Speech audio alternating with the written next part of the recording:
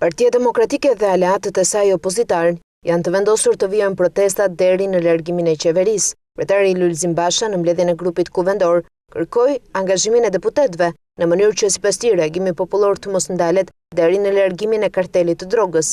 Parat pista, zgjedhjet pista, pushteti pisët. Ky është triniteti i rrënimit dhe shkatërimit vetë bazave të jetës së ngritur mbi nderin, virtytet dhe moralin e shëndosh shoqëror dhe njerëzor. Aleanca Kombëtare kundër trafikut të drogës, e përbërë nga Partia Demokratike dhe partitë aleate të saj, do të mblidhet këtë javë për të përcaktuar qëndrimin dhe agjendën që do të ndiqet mbi këtë çështje.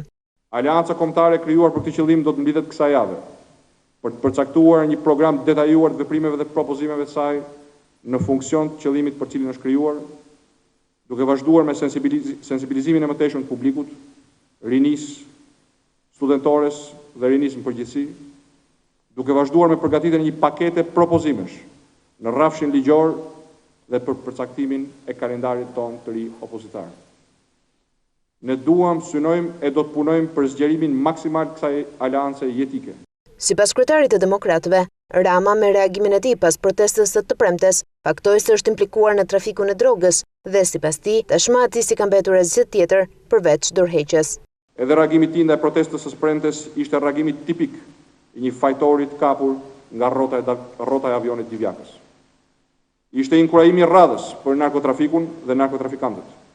Ishte shprehja më e qartë e të qenit de facto i dorëhequr dhe i rrëzuar moralisht si kryeministri.